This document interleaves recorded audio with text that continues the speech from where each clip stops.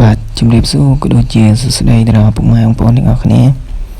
ថ្ងៃនេះមកទស្សនាវីដេអូខ្ញុំមកដើររកដាក់មងពុះទៀតហើយពុកម៉ែបងប្អូនថ្ងៃនេះទើបបានមកដាក់រវល់អត់បានមកដាក់វាភ្លៀងពេក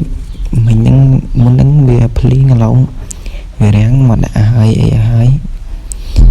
ឡងមកមើលមកទស្សនាខ្ញុំដើរដាក់មងពុះទាំងអស់គ្នាបងប្អូនយើងទៅមើលព្រៃម្ដុំនោះសិនចាំយើងបន្តដំណើរទៅមុខទៀតនេះបងប្អូនទេសភាពស្អាតមកបងប្អូនមកពេលភ្លៀងហើយវារាំងឥឡូវយើងទៅមើលកន្លែងដាក់មងពុះជាមួយខ្ញុំទាំងអស់គ្នាបងប្អូនវាវាក់ដើរទៀតបងប្អូនវាបលាច្រើនពេក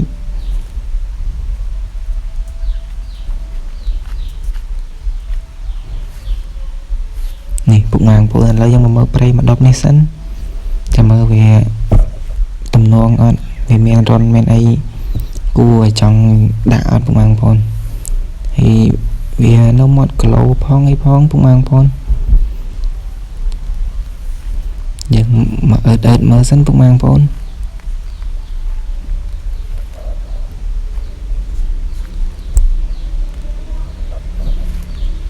នេះពុកម៉ែបងប្អូនយើងអឺតមើលវាកាយមានរនមានអីទំនងចឹងណាពុកម៉ែបងប្អូន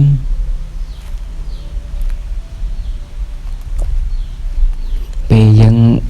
អឺតមើលបានមើលសន្ទុះមើលទៅវាអត់ទំនងដល់ពេលហើយយើងក៏បន្តដំណើរទៅមុខទៀតទៅពុកម៉ែបងប្អូននៅយើងទៅមកព្រៃម្ដុំនោះទៀតតោះពុកម៉ែបងប្អូនយើងបន្តដំណើរទៅមុខទៀតខ្ញុំដាក់នៅចិត្តផ្លូវដែរទេនៅក្បែរផ្ទះខ្លួនឯងទេពុកម៉ែបងប្អូន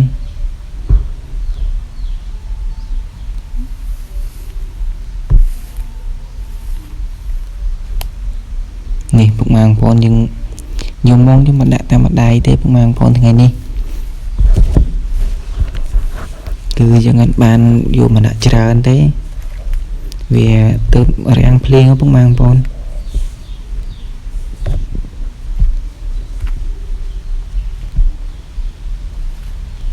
ឡូវយើងបន្តដំណើរទៅមុខទៀតពុកម៉ែបងប្អូននេះចំការអ្នកជិតខាងគេដាំលពៅដាំអីចឹងពុកម៉ែបងប្អូនតោះយើងបន្តដំណើរទៅមុខទៀតពុកម៉ែបងប្អូនរៀងញ៉ៃតិចទេពុកម៉ែបងប្អូនកុំប្រកាន់នេះ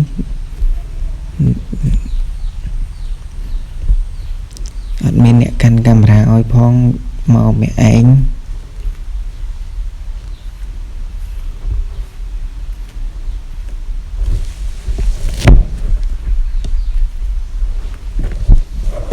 ឥឡូវយើងទៅមើលមុខបន្តិចពុកម៉ែបងប្អូន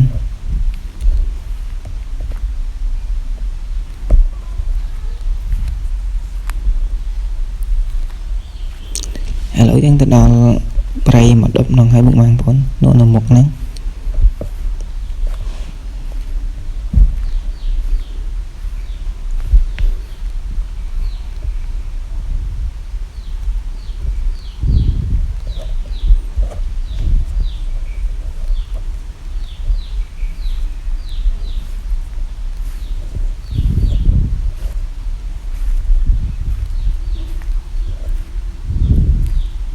បើពុកម៉ែបងប្អូនឃើញវីដេអូខ្ញុំបានហើយកុំភ្លេច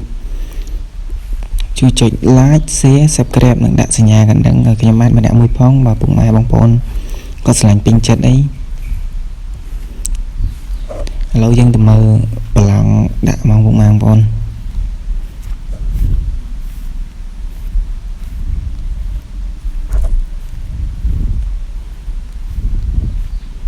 នេះពុកម៉ែបងប្អូនដល់ហើយពុកម៉ែបងប្អូន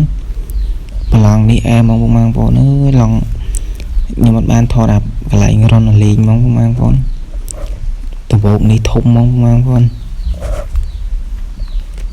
នេះពុកម៉ែបងប្អូននេះរននេះនៅក្នុងនោះពុកម៉ែបងប្អូន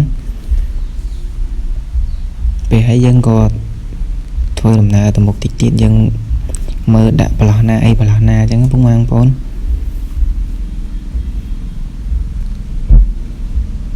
នេះពុកម៉ែបងប្អូនឥឡូវខ្ញុំទៅរកកាប់ឫស្សីកាប់អីយកមកធ្វើបកគោលដាក់មងពុះជាមួយខ្ញុំពុកម៉ែបងប្អូនចាំខ្ញុំដាក់ហើយចាំខ្ញុំថតឲ្យពុកម៉ែបងប្អូនមើលបន្តទៀតនេះពុកម៉ែបងប្អូនទេសភាពស្រុកស្រែពេលល្ងាចស្អាតចឹងណាពុកម៉ែបងប្អូនខៀវស្ងាត់ហ្មងចាំមើលវីដេអូខ្ញុំ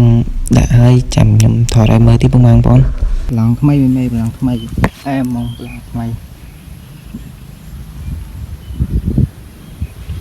នេះមិនមែនថ្មី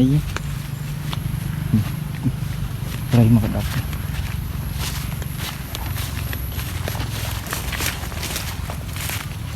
ជើងពតមកដល់ผมនេះមិនមែន